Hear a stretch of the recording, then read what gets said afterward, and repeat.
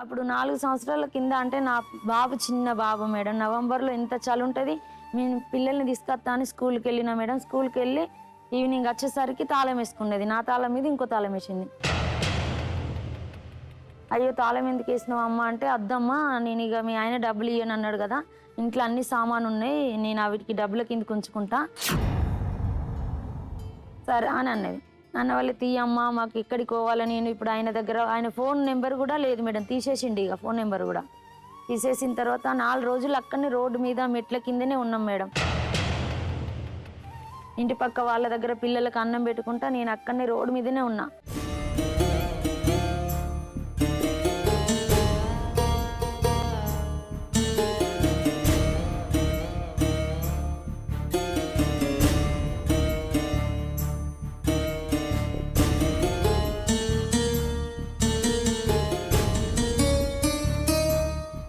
4 రోజుల తర్వాత ఇంకొక అక్క వాళ్ళు ఆశ్రయం ఇచ్చిళ్ళు నాకు. నెల రోజులు వాళ్ళ ఇంట్లో ఉన్నా.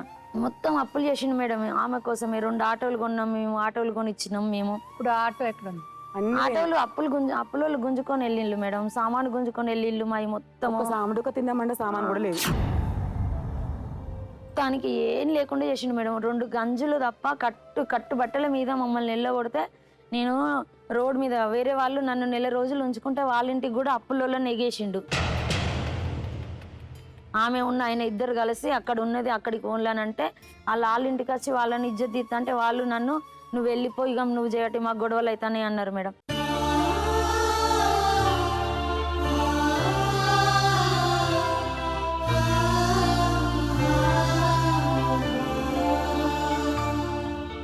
అంటే వాళ్ళ నీళ్ళు నేను ఒక 80-90 రూపాయలు అడుక్కొని ఎటు వెళ్ళిపోతున్నా తెలియకుండా పోయి కరీంనగర్లో బస్ స్టాండ్లో 2 రోజులు ఉన్నా మేడం.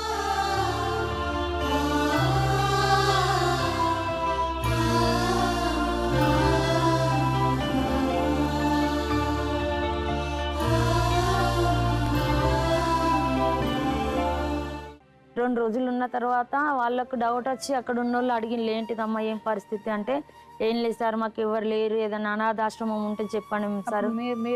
వీళ్ళ దగ్గరికి వెళ్ళలే నేను వాళ్ళ దగ్గరికి వాళ్ళకు తెలియదు నేను వెళ్ళలేదు చెప్పలే ఈ మ్యాటర్ అప్పుడు. అయితే నేను వెళ్ళిన తర్వాత ఆ సార్ వాళ్ళు సరే అమ్మ అని ఫోన్ చేసి అన్నయ్యకు ఫోన్ చేసిళ్ళు మేడం. పెద్దపల్లిలో ఆ అన్నయ్య వాళ్ళ ఇంట్లో ఒక 4-5 నెలలు ఉన్నా మేడం. 4-5 నెలలు ఉన్న తర్వాత అప్పుల అందరూ నాకు ఫోన్ చేసుడు పెట్టిళ్ళు మేడం. ఫోన్ చేస్తే నేను అక్కడ పిల్లల్ని అక్కడ వదిలేసి ఈయన దగ్గరికి వచ్చేదాన్ని ఊకే. వారానికి ఒకసారి వచ్చి అడిగితే ఆటో నడిపేటోడు. నేను అడిగితే నన్ను ఎక్కడ దొరికితే అక్కడనే మస్తు కొట్టి వెళ్ళగొట్టేటోడు మేడం. వచ్చినప్పుడు వాళ్ళు కొట్టి వెళ్ళగొట్టేటోడు. వాళ్ళు డబ్బులు అడుగుతాను ఎట్లా అది ఇదని లోన్ తీసుకున్న పైసలు పెట్టడానికి కూడా డబ్బులు అవసరమే అని అడిగితే కూడా కొట్టి వెళ్ళేటోడు మేడం. వాళ్ళ అమ్మ ఆమె ముగ్గురు కలిసి కొట్టేటోళ్ళు మేడం. అమ్మా అలాంటి వాళ్ళది నిజమైన ప్రేమ కాదు, అది వ్యామోహం. ఎగ్జాక్ట్లీ చిన్నత్త, నిజంగా ప్రేమించుకున్న వాళ్ళు అలా చేయరు. ఎంత మనసు విరిగిపోతే కన్న కూతుర్ని పట్టుకొని మా దృష్టిలో చచ్చిపోయా ఉంటుందా తల్లి?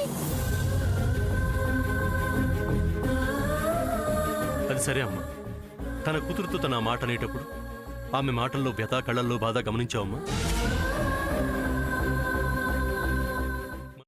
పెద్దబాబుకు బర్త్డే విషెస్ చెప్పు కూడా వెళ్ళాం కదా. ఊరికే ఎలా కాలిపోతుంది? మంట పెడితేనో పడితేనో తగలబడుతుంది.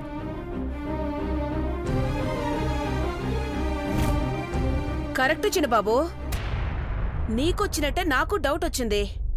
పార్వతే షర్టును తగలబెట్టిందనుకుంటా.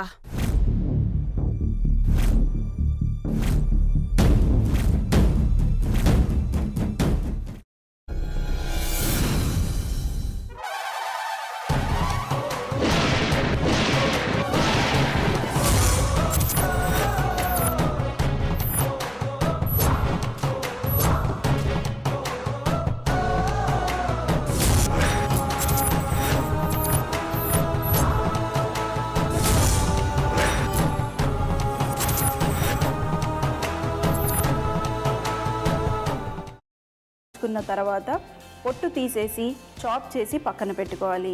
ఒక ప్యాన్లో కొద్దిగా నూనె వేడి చేసి అందులో ఆవాలు, మినప్పప్పు, శనగపప్పు, కరివేపాకు, సన్నగా తరిగి పెట్టుకున్న ఉల్లిపాయలు వేసుకుని 1 నిమిషం పాటు వేయించుకోవాలి. ఆ తర్వాత కాల్చి కట్ చేసి పెట్టుకున్న వంకాయని కూడా అందులో వేసుకుని బాగా మిక్స్ చేసి బౌల్లోకి ట్రాన్స్ఫర్ చేసుకుని అందులో తగినంత చిక్కటి పెరుగు లేదా పల్చటి పెరుగు వేసుకుని మిక్స్ చేసి అన్నంతో కానివ్వండి, చపాతీతో కానివ్వండి సర్వ్ చేసినా చాలా బాగుంటుంది.